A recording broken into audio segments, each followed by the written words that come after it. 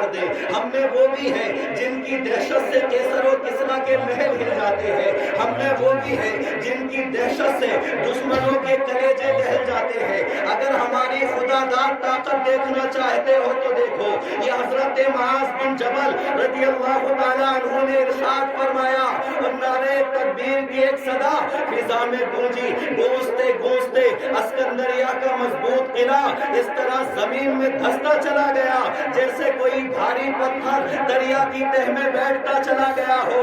حضرات محترم, بدغمے کے غیور مسلمانوں, اس وقت لاتعداد افراد کی زبان پکار رہی تھی, وَأَشْهَدُ أَن لَا إِلَٰهَ إِلَّا اللَّهُ وَأَشْهَدُ أَنَّ مُحَمَّدًا عَبْدُهُ وَرَسُولُهُ. نعرہ تکبیر, اللہ اکبر, نعرہ رسالت, جشن غوث البرا زندہ باد, نعرہ تکبیر, اللہ اکبر, اللہ ماشاءاللہ. حضرات محترم, یہ تھے غلامان مصطفیٰ جنہوں نے اقتدار و اختیار کی معراج حاصل کی تھی, جن کے لیے آج بھی کہا جاتا ہے کہ دیوان گانے عشق محبت کو دیکھ کر گھبرا گئی ہے گردشیں دورہ کبھی کبھی, گھبرا گئی ہے گردشیں دورہ کبھی کبھی. لیکن آج افسوس صد افسوس, قوم کے وقار ذلت میں پڑے ہوتے ہیں, خاری و پستی کی زندگی گزار رہے ہیں, لیکن اس بے وقار بے اختیار زندگی کے وجوہات پر غور نہیں کرتے.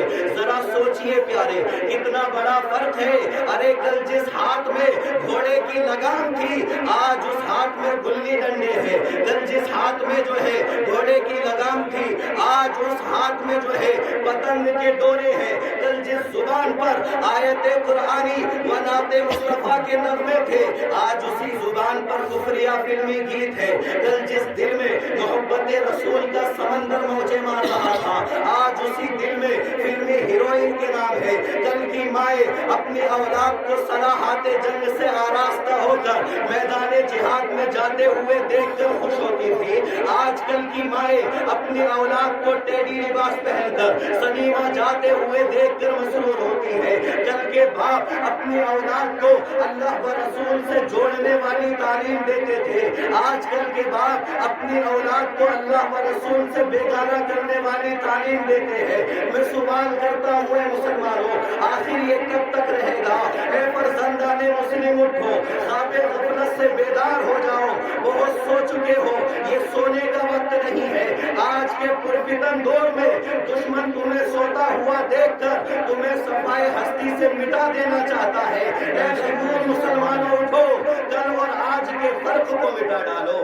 آج سے پورے 1400 صدی بیش کر تم جہاں کے چلو پھر وہی لوٹ.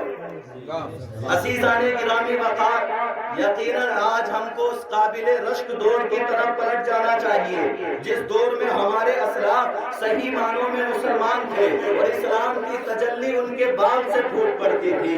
کبھی وہ نیک بختی کی زمینوں پر کالی گھٹا بن کر برستے تھے, کبھی وہ کودتی ہوئی بجلی کی طرح کفر کا خرمن جلا دیتے تھے. ان کی آواز گونجتی تھی تو پہاڑوں کا کلیجہ دہل جاتا تھا, دریاؤں کا سینہ پھٹنے لگ جاتا تھا. یہ صحیح ہے کہ اب وہ زمانہ پلٹ کر نہیں آ سکتا, لیکن خدا کی قسم آج اگر ہم اس زمانہ کی طرف پلٹنا چاہے تو ہمیں کوئی مائی کا لال روک نہیں سکتا, اس لیے کہ اللہ رب العزت نے قوم مسلم کو وہ طاقت و قوت عطا فرمائی ہے. شاعر اس کی ترجمانی کرتا ہے, برف کے کھیت میں ہم آگ لگا سکتے ہیں, برف کے کھیت میں ہم آگ لگا سکتے ہیں, ارے آگ کے ڈھیر کو گلزار بنا سکتے ہیں, اور آج پھر رحمت عالم کا سہارا لے کر ہم زمانے کو مصیبت سے بچا سکتے ہیں. بے شک بے شک, سبحان اللہ سبحان اللہ سبحان اللہ سبحان اللہ. ہمارے اسلاف وہ تھے جن کی دہشت سے دشمنوں کے کلیجے دہل جاتے تھے. ایک مرتبہ کا واقعہ ہے کہ شہنشاہ کیسر نے جنگی تیاریوں کا حال معلوم کرنے کے لیے لشکر اسلام میں اپنے جاسوس بھیجے. جاسوسوں نے آ کر خبر دی کہ مسلمانوں سے لڑنا بہت مشکل ہے. بادشاہ نے پوچھا آخر ان کے پاس جنگی سامان بہت زیادہ ہے, تو انہوں نے جواب دیا ان کے پاس کوئی قابل ذکر سامان نہیں ہے. فاقہ مستوں اور صحرا نشینوں کے پاس بے سر و سامانی کے سوا اور کیا ہو سکتا ہے؟ اللہ اکبر. اس پر بادشاہ نے متحیر ہو کر پوچھا آخر ان کے پاس کون سی طاقت ہے, آخر ان کے پاس کون سی ہمت ہے, کون سی جرت ہے جس کی وجہ سے تم لوگ خائف النظر پر اندام ہو تو انہوں نے جواب دیا اے بادشاہ سن، ان کا ناقابل شکست یقین یہی دنیا کی سب سے بڑی طاقت ہے، اور یہ اتنی بڑی طاقت ہے کہ دن کے اجالے میں وہ لوگ دشمنوں کی تلواروں کی دھار موڑ کر ملکوں کی تقدیروں کا فیصلہ کرتے ہیں، اور رات کے اندھیرے میں ایک بے نوا مسکین کی طرح اپنے رب کے حضور میں زارو قطار روتے ہیں۔ سفیدہ سیر نمودار ہوتا ہے تو ان میں غیرت ایمانی کا جوش، خون میں افتی امنگوں کا شباب، دل میں مخفی طاقتوں کا یقین اور آنکھوں میں فتح مندی کا سرور لیے ہوئے سب کے سب سجدہ گاہ سے اٹھ پڑتے ہیں۔ تو اے بادشاہ بلا بتلائیے جن کے اشارے ابرو اور جنبش لب پر غیبی امداد کا پردہ کھڑا ہو تو روح زمین کے تمام انسان بھی مل کر اگر ان سے مقابلہ کرے تو مقابلے کی تاب نہیں لا سکتے، اس لیے کہ غلامان محمد کی یہ شان ہوتی ہے، غلامان محمد جان دینے سے نہیں ڈرتے، یہ سر کٹ جائے یا رہ جائے کوئی پرواہ نہیں۔ بے شک سبحان اللہ سبحان اللہ بے شک اللہ اکبر یا رسول اللہ زندہ باد زندہ باد زندہ باد اللہ اکبر۔ اب یہاں پر دوست کا نہیں دشمن کا اعتراف ملاحظہ فرمائیے اور سوچیے کہ طہارت باطنی اور خشیت خداوندی کے سوز و عشق نے انہیں کتنا غالب، کتنا معزز، کتنا باوقار، کتنا عظیم الشان بنا دیا تھا۔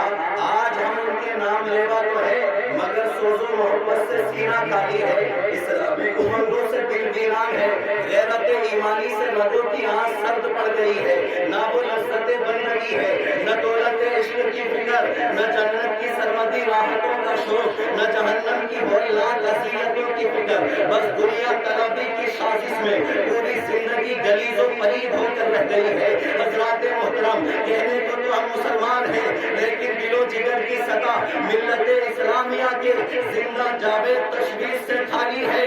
چمن میں تم نے نشیمن بنائے ہیں لیکن ارے کبھی چمن بھی بنایا ہے آشیاء کے لیے، کبھی چمن بھی بنایا ہے آشیاء کے لیے۔ حضرات، آج ہماری مسجد ویران، خانقاہ اداس، درسگاہ بے نور ہوتی چلی جا رہی ہے۔ بچوں کا معصوم ذہن ملکی بادشاہوں، سیاسی لیڈروں، فلمی اداکاروں کے ایک ایک خط